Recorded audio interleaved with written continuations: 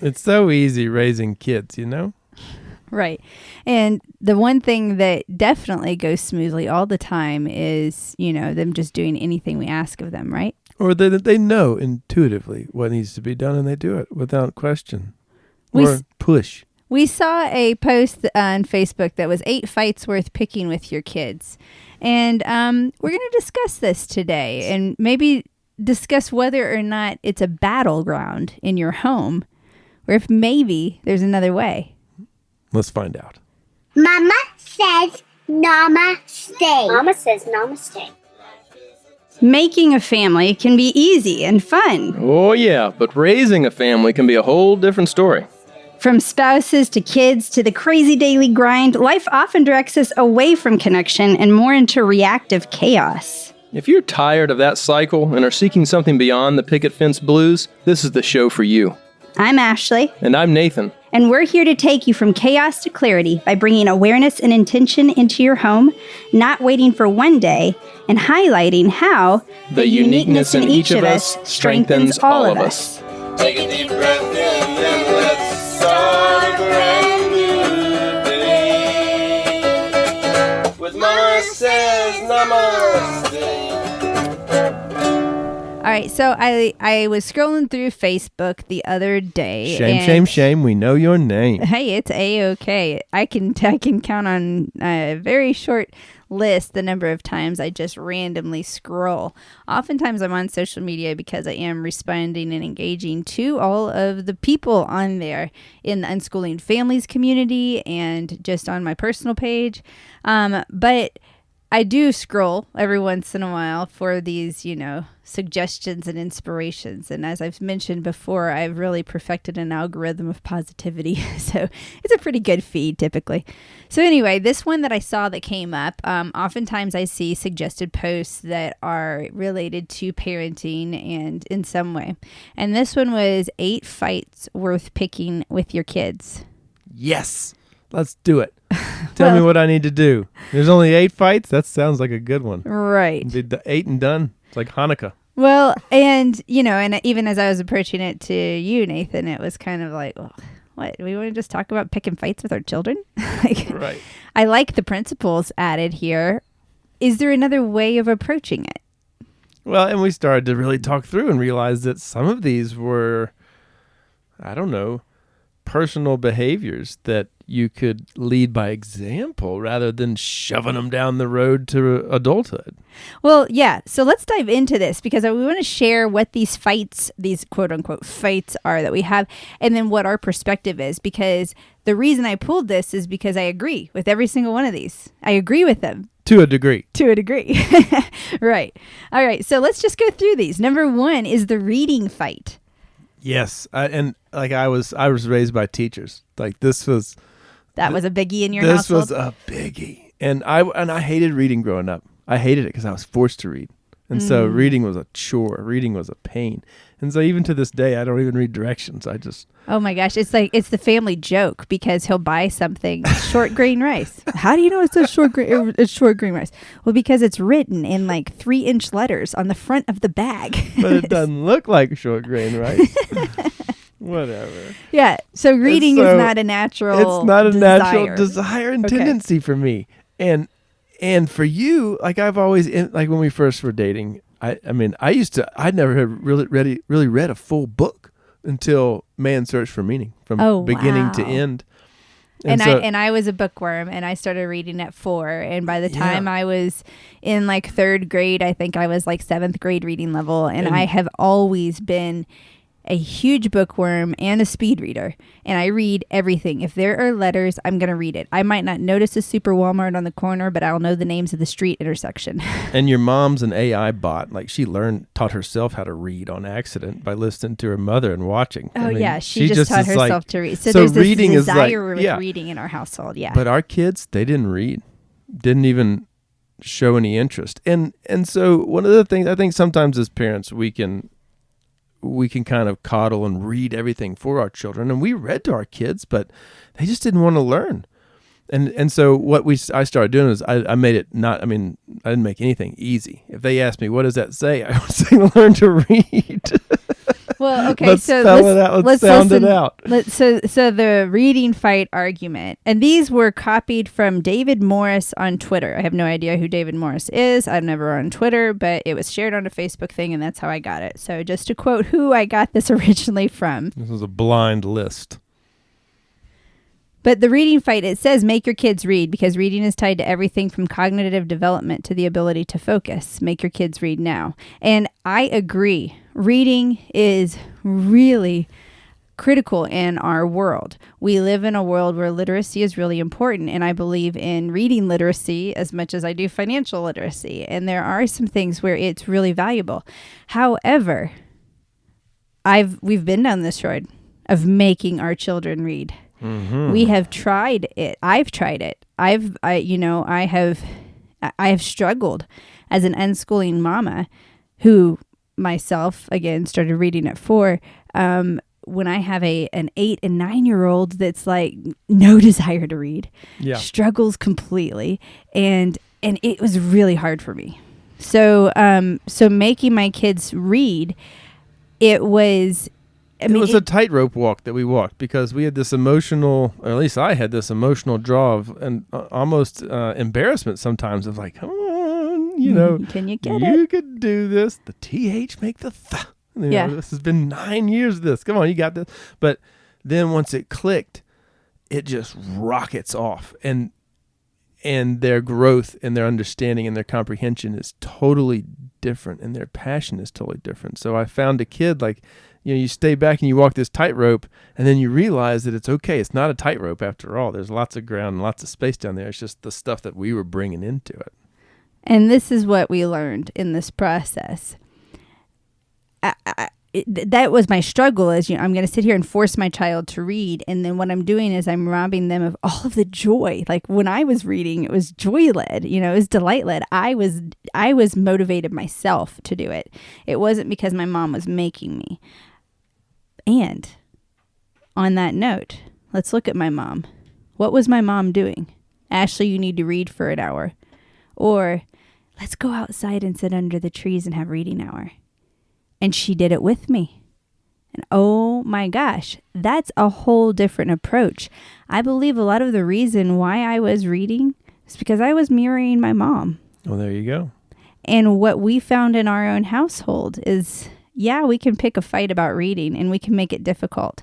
And we did. There were times where, the older they got, the more we didn't make it so convenient to have everything read to them. Yeah. You start to pull the silver platter back a bit and you teach them to fish versus just giving it to them all the time. And so, we would make things a little bit difficult, but we kept hitting that, they're never going to pick up a book. And then, Nathan and I had to hit the reality of, well, when have we? Yeah. When are we picking up a book? And one tiny shift, we shifted from picking up our phone in the morning to picking up a book in the morning. And I remember there being that magical day where I sat down with the book and all of a sudden I see each kid come out quietly, grab their book and quietly sit down next to me and start reading without me asking, without me doing anything. Monkey see, monkey do. There's so much of that. And that is our biggest thing when it comes to these fights to have with your children. Right. Recognize, is it a fight if it's not a you telling them what to do, but it's a we're doing this together? This is something that's important to me and I'm sharing this with you. That's a whole other approach. Yeah. And a great one to start with to see, maybe you even don't have to fight. Maybe it just fixes itself. Now, during this experiment that we were doing while we were sitting and reading, we would have to challenge our girls of like, come on, green eggs and ham again. Isn't that? Are you going to challenge yourself? Are you going to challenge yourself with a new book? But that's part of the I guess the list here as well. Yeah. So the first thing is the reading nudge. Let's change these to nudges. Nudges. We're nudging. And when we're nudging, what we're doing is we're saying, hey, this is important to us, and it's something that is important that we're putting into our lives. We would highly encourage you to do the same because of what it gives you. And that's how we encourage and nudge our children. Yeah, I'm still the parent, and so I'm going to guide and say this is a better route. And I also recognize that they're going to have to bump up against things a few times, make things uncomfortable until they get enough of a drive themselves. And at this point, we can say, looking back, we have a 10-year-old, a 13-year-old, and a 16-year-old. They all three know how to read. They all three are capable of reading at an adult level. That does not mean that they all have all their spelling perfect or anything else. But boy, I've been blown away by, our oldest, who I looked up all kinds of resources on dyslexia to help her when she was learning to write and read and writing everything in mirror images and spelled everything phonetically. And I thought, oh my gosh, this child, while she might be able to write one day, she's going to be a horrible speller. And the beauty of spell check, it's very rare I ever have to correct a word that Clara spells now. And and we're talking, her doing it from age 10 to 16, not from age 4 to 16. Right. So the older our children get, although the reading thing can be really scary, and I know there are lots of arguments about developmental processing. And so when it comes to reading, I believe that the key here is not necessarily that there's a right age and you've missed it and you've lost your child, your opportunity if your child doesn't read by a certain age. I think the deal is keeping the doors open. And the best way of keeping those doors open for reading and making it something that is more of a solid nudge in their direction, as opposed to being a demand or something that's an isolated thing for them to do in your home, is to open that door to reading in your home, that you are reading, that you have to read in order to do all of these things. Your kids are going to start, they're going to have to pick up on that in order to keep flowing with the rest of the family, in order to keep flowing and growing in this life. That's going to start to happen. And what we find is that the older they get, the more maturity they have to put the things together. So that when our 10-year-old, Clara, did start reading, the first book she picked up was an adult full chapter book, not a little kid's book. She didn't start from, with Fox and Socks and have to build her way up from there. She really was able to connect the dots a lot faster with the maturity of a 10-year-old versus a 4-year-old. And she's always operated that way in some degree. Like she didn't really crawl. She cruised and walked. Yeah, she crawled, and then she did not actually. Yeah, she didn't. She started crawling at 4 months old. All right, this is a child, and I question that because I'm like, really, a 4-month-old crawling? Yeah, she literally started crawling at 4 months. She did not take her first steps without traveling. Like, she'd travel on things. She'd stand on things and travel around, but she didn't take her first steps until 1. Why? Her birthday. Because she tested it out. She got super solid, and the first time she walked, she was able to run. Yeah. And then she never crawled again. Our kids do things on their own schedules in their own way. And yeah, there was a situation where I thought my child was going to be super early in something, and she just wanted to have a longer runway for preparation. Right. Right. Right. It's funny what we attribute the action, Yeah. The intention behind, Well, another one that's really important that I think is worth fighting for, but I don't know if it's worth fighting over as much, is the going outside. And this is one that, I don't know, I guess we live in such an outside bubble that I can't imagine. It's sometimes hard to imagine not doing it, but we have to also recognize that is the norm for a lot of people. We've been in cities where, it's the concrete world, and there's no grass around, and you're commuting and you're not out and around. We've been with friends who, I went to a party where there was a mama with a little 2-year-old, and we're throwing a party outside in nature, and it was the first time that her child had ever touched his feet to grass. Yeah, I remember that. Well, and I remember even in college, I took a group of guys out on a hike, and I'd kind of used this talk with this hike to kind of prove this point. And a lot of those guys had never been on a hike before. It was the first time they had ever been out in the woods on a trail before in their life. Yeah. And so, it's so important to take some time and go out and experience nature. And I know there's some things that can be scary, and you have to be careful and cautious because, You want to kind of ease into it, start it with a park, and then you go out to a trail. Don't go climb Everest because you're saying, I got to get outside with these kids. We've definitely heard the horror stories. We just came from Valley of Fire State Park outside of Las Vegas, and there is a hike that is absolutely incredible. But it's like a mile and a half, but it's in the extreme heat, and people will come after, a heavy night of drinking in Vegas, come there in the middle of the afternoon with a Diet Coke to sustain them and think they can make this hike and end up being life flighted out of it. And so, it's not, make sure that you're pacing for what your ability is when it comes to being outdoors and where you're at and what the elements are like. But there is nothing that can connect you to something larger than yourself like nature can. I mean, we are all interconnected, and the more you look into nature, the more you see that intricate web we weave of how everything plays on each other and feeds off of each other, including us as part of these living organisms living on this planet. Well, and your kids are going to see you too as, are you going outside and are you being with them outside? A lot of times we kick the old parental move is to, all right, kids, go outside and play while I cook dinner to give me some peace and quiet. Well, we've missed an opportunity by taking our children out into nature and showing them how to play and how to interact with those things. Or sometimes we haven't done it ourselves, so we need to revisit that. But again, like reading, you have to make time and be intentional to make that reading time happen. It's hard to make it organically just pop up. But the same is true for outdoor play. If you're not scheduling something within your schedule a couple times a week, it's not going to happen. It's just like play dates. Play dates don't just magically happen when anybody falls in line and shows up at the playground together. You have to schedule it and make it happen.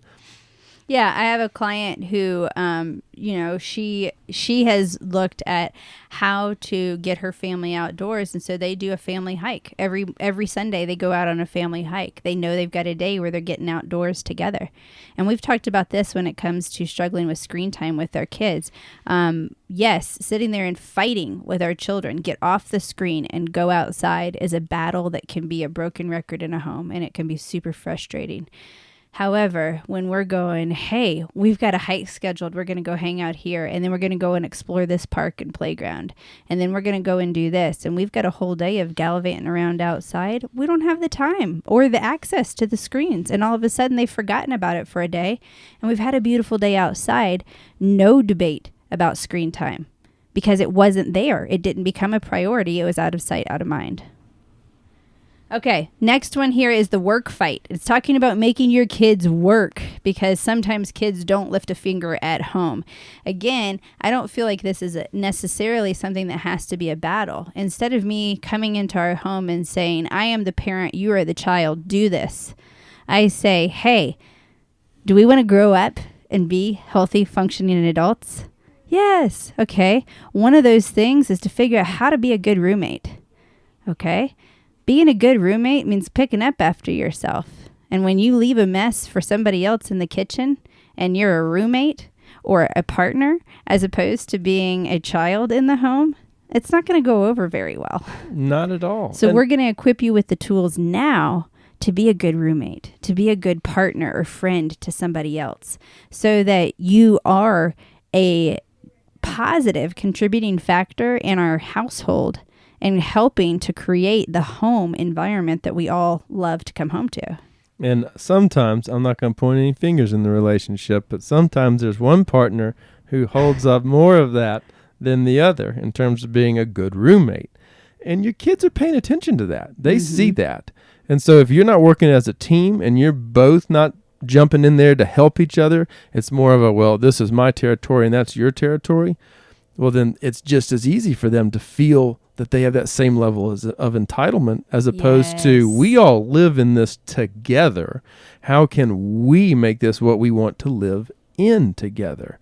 And all supporting that kind of model where, and that can be something that is fluid that you're figuring out. But the idea is you're always looking for ways to help and support and keep things clean. Yes, and that's so true. I mean, we're dealing with that right now where we were assigning chores for the kids to kind of get in a rotation. So it's not, who's going to handle the dishes?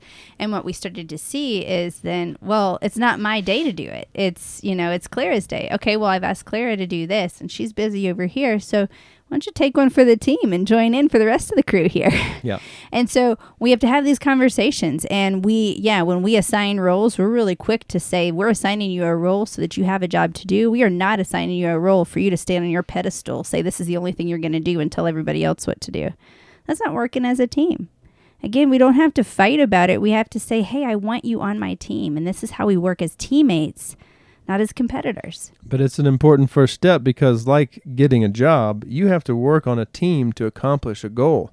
And the family is the first place for them to learn that opportunity, to get that experience. Okay, the next one we have is a meal fight, and it's talking about making your kids eat as a family.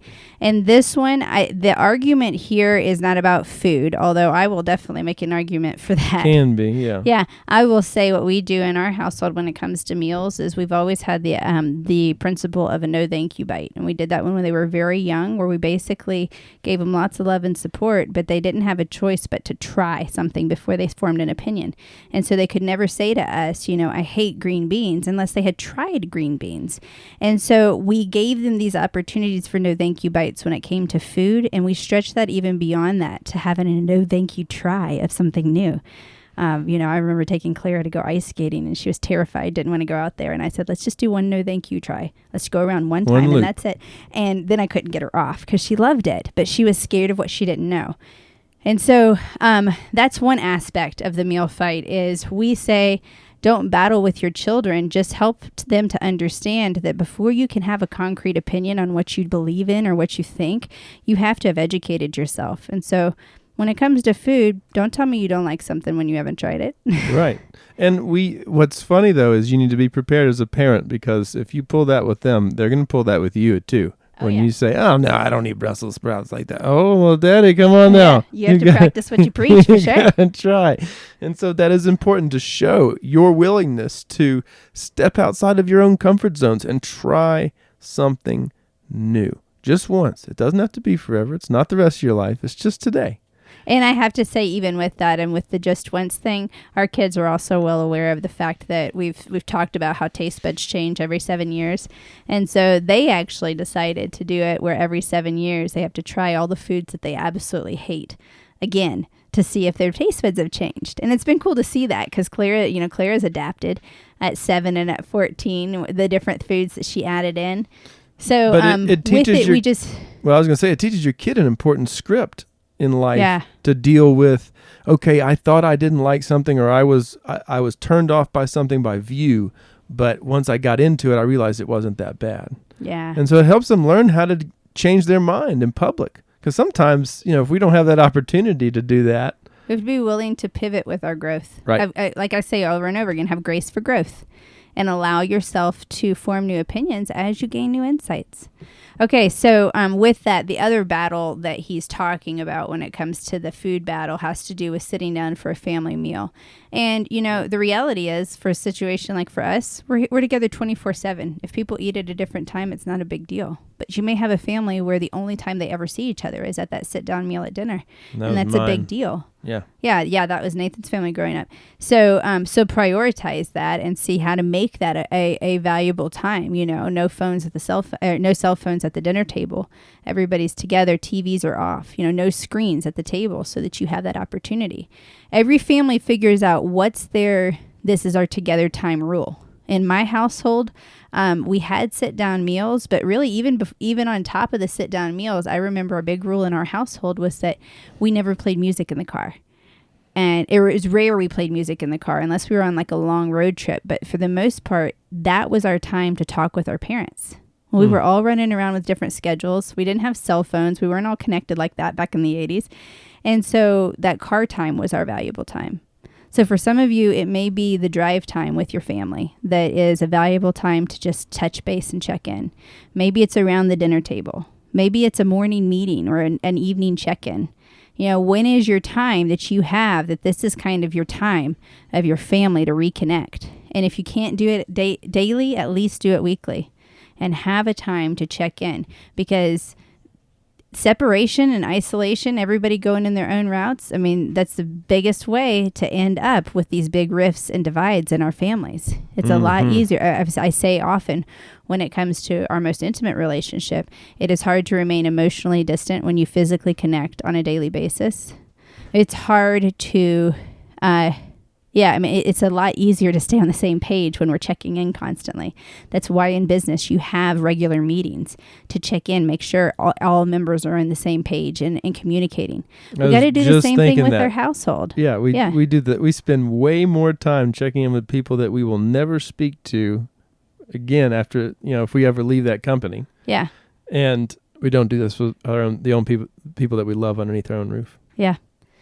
All right, the next one is the boredom fight, making your kids live with boredom. I love this one. Again, we don't feel like this has to be a battle. We invite boredom. We say, oh, great, what are you going to do? And we let them decide. Now, we gave our kids some guidelines. I printed off a little acronym, BORED. So number 1, B being, have you been creative? Is there anything that you can think of that would just be creative that you could do? Or O, have you gone outside? Or R, have you read a book? E, exercise. Exercise for 10 minutes. Or D, do something for someone else. And oftentimes when a kid comes to me, then they're bored. That's the one I go to. Well, the BORED acronym. What have you done for someone else lately? Mm-hmm. Boy, I see those dishes need to be washed. Can you help me out? And so look for those opportunities you to just have let to them do play that with boredom. 2 or 3 times where you're like, you're bored. Lovely. You're mine. Yeah. Do something for someone else. I keep going to that one. And so they learn that, okay, if they don't want to do something for someone else right then, they better get creative. And that is what you have to, that's the juice that we want, because we are going to get bored in life. And this is our opportunity to butt up against those moments and see how we deal with them. All right. The next one is the me first fight. And again, doesn't have to be a battle, but is definitely something to keep in mind. If you are that parent that loves to see the joy in their child so much that you always fake the game so that they win, and you let them always have the biggest piece, and you think it's okay for them to push their way to the front. Right. Because they're small, they're little, it doesn't matter. It's just a little 2-year-old. Let them push their way to the front of everything. The greatest lesson we ever had the opportunity to be around was we were at this weird little reptile zoo in a strip mall somewhere in America. I can't remember exactly where, probably the West. And there were all these snakes and they were feeding them. And there was only, it's a snake pen. So there's only, I don't know, maybe 1.5 feet of window for there to be room. There was 6 or 8 kids there. And there were these 3 to 4 kids that were very aggressive and which with each one pushed and said, no, me, and got to the front. And our girls, they looked at me and said, do we ever look like that? I said, there have been times where you look like that. Yeah. So now you know what it looks like on the other side, to be sitting back and watching that activity.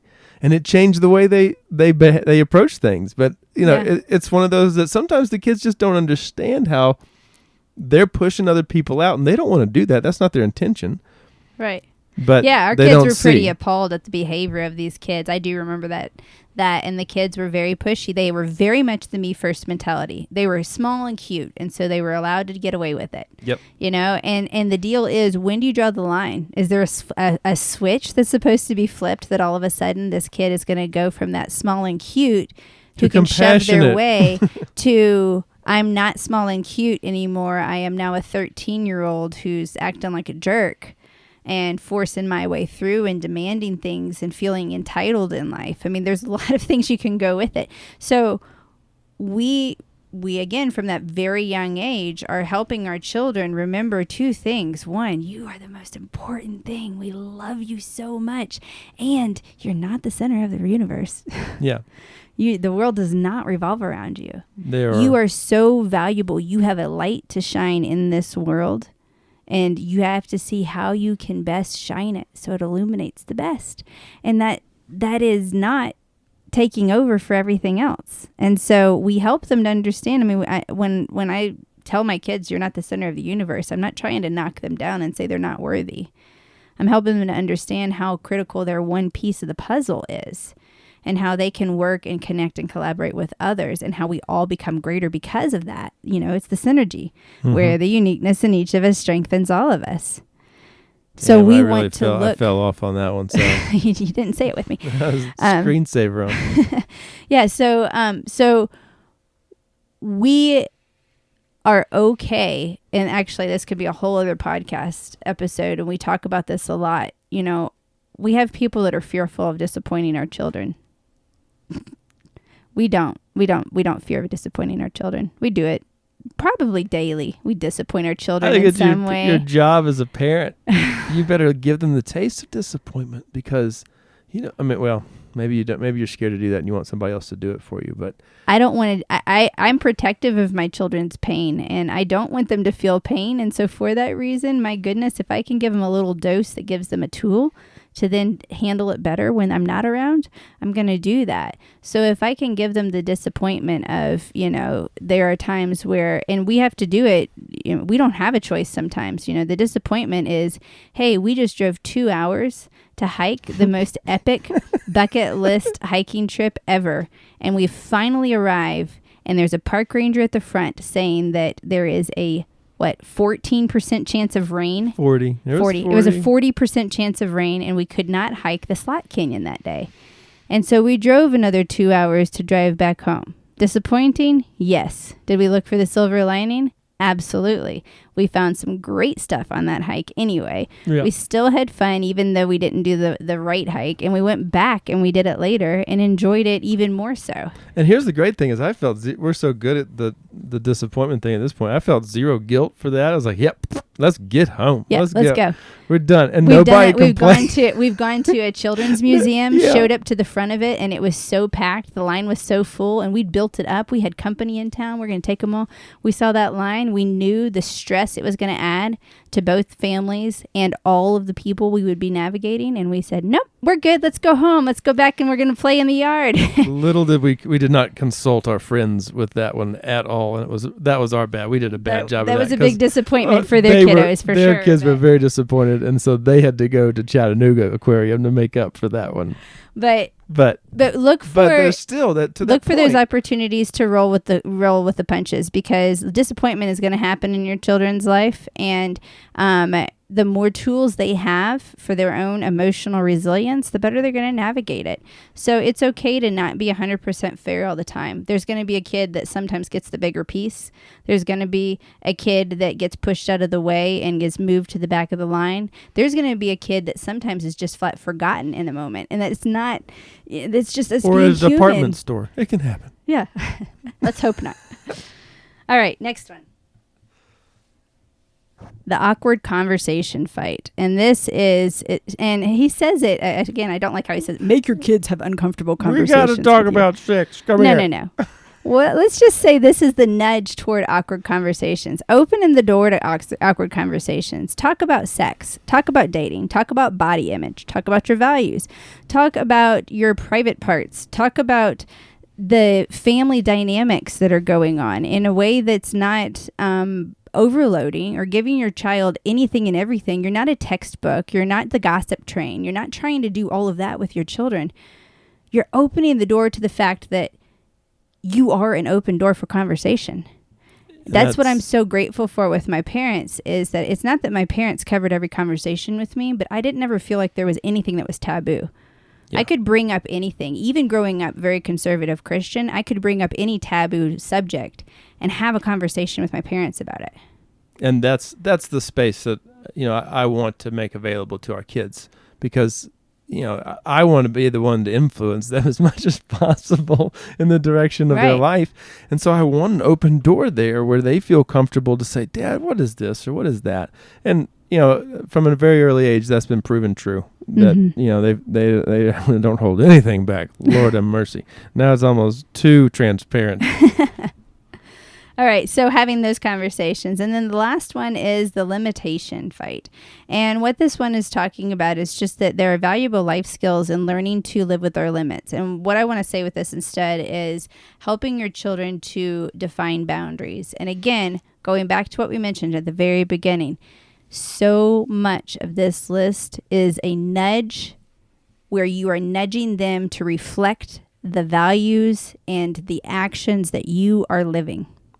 So when it comes to the limitation fight, what we're talking about is, do you know personally, do you have boundaries around and can have a healthy relationship with alcohol, sugar, food, other family members that may be toxic, workaholism, enabling, people pleasing? All of these things are things that can take over and control your world. How do you learn your enough line? Where do you learn your boundary line for that? And do you have the tools to do that? Can you teach that to your children, where your children understand that, food is something that doesn't have to be a battle in their life, and food can always be a battle in their life. So it doesn't matter about fighting right now over food at home.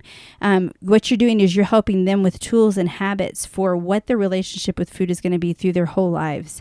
And, and forbidding all sweets when they're a child, and then assuming that they're not going to binge when they're older, Right. Figure out a way to have healthy limits that allow you to enjoy aspects of life without becoming a slave to those things or having those things start to own you. Right. And I think it can also be, on the personal side as well, kind of understanding, your strengths and where you can shine. Some kids that are trying to find their way will usually look at their peers and say, okay, well, which one of these am I the most like that I can emulate? And that whole trying to get a fish to climb a tree, or, a duck to run a race and win. Sometimes we're bent in these certain ways that we do have limitations in some ways, but we have terrific strengths in others. Yeah. And helping our children understand that that's what we're searching for in this life, to look for, okay, this is really hard, but this is really easy. So how can I blend this to make my life work for me? Because, understanding those limitations and how you can overcome them is a very strategic advantage for a young child growing up. That's so true. All right, so here is our list again, and this is our challenge to you. Instead of looking at these as battles in your home, I'm going to start with this being a challenge to you, parents. The pillars in your home. How are you emulating what you want to nudge your children toward in each of these arenas?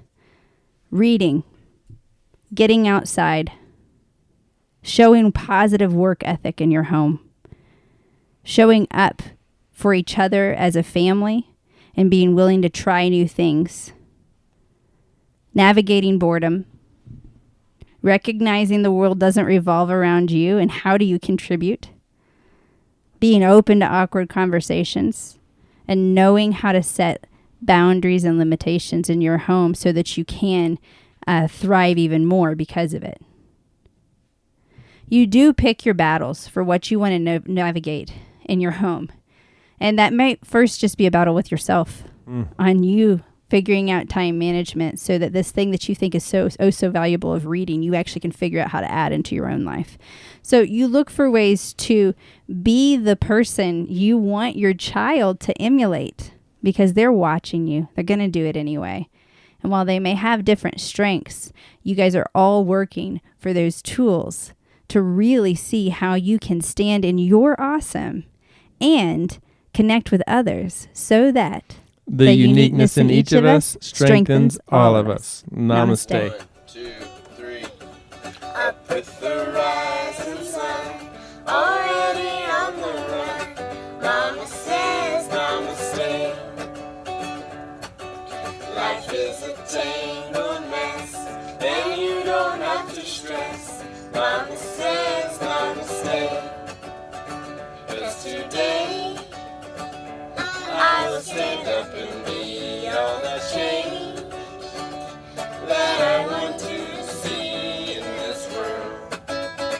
Boys and girls, you gotta have to stand up to be free.